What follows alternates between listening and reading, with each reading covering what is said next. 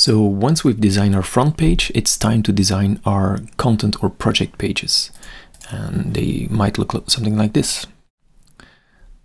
So I'm going to assume that in general our project pages will have a similar layout. So once I do one of them, you should be able to design the other ones as well. Right now they're all go to the same page. As you'll see in the video, we'll need to do some copy pasting to make our pages work. And this is not ideal. We'll talk later about how we can get rid of this redundancy. For now though, we'll need to copy the header and footer over for every page we design. And because this page will have a lot of content, I'm going to paste some of that content from another original page, or I'm going to use this cupcake IMSM generator that just generates me some random text that I can copy and paste. So let's prepare our images first. So I've prepared them in the finished folder. I have a folder image frequency, and here are some images that I want to show on this page. And in general, all of these images are 1500 pixels wide. Where is my image size? Here it is. So they're 1500 pixels wide, and that resolution is generally large enough for all kinds of screens, but still small enough that you can view the site comfortably on 4G. So that's why I like it. For our HTML, what we're going to do, so I'm going to copy this image folder over to my portfolio. If you have your own images, of course, you can use those. And then for the index.html, we're also going to copy and paste this file and then give it the name of our project. So in my case, that's called frequency. We'll open that in Visual Studio Code. And here on the sidebar, we are going to refresh first and then select frequency. And so this is exactly the same page, but what we want to remove here is this intro and this gallery. Right, these can go away. And instead we're going to have our main element, and that's going to indicate that this is the main section of our page. And we need this tag later because we want to give it a background, as you will see. And inside there's going to be two basic blocks. One is going to be the page header, so a div page header. That's going to be the header of or the title of the page, and as you can see in the finished version, where is it? It's basically visually linked to this thing, although it's two distinct elements. And then we have the page itself. So still inside of the main, I just call it page, and that's going to be our text of our and images of our site. So for the page header, we're going to write h1 and then write the name of the project, for example.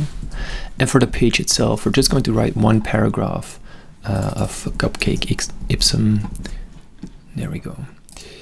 So now we still need to link it up. So we go back to index.html, and everywhere where you see this hashtag, we're going to select that, and we can use a shortcut for that. We can select one hashtag and do select at next occurrence, and you see that the command is command D. So I'm going to press command D. I have all of them, and now I'm going to type frequency.html and see it automatically completes. So now all of them will go to the same page, right?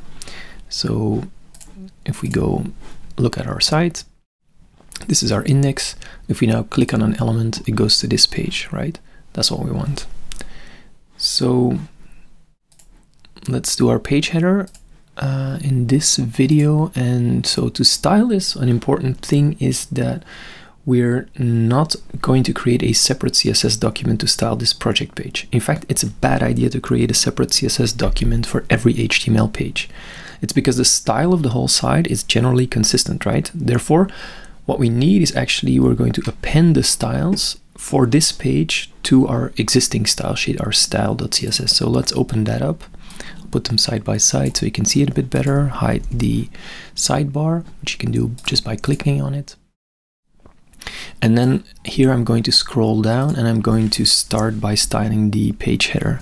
Now, what I like to do here is I'm making a small comment with /star and write something like page or project page /star, and you can So these comments in CSS start with a slash and then a star, and they end with a star and a slash.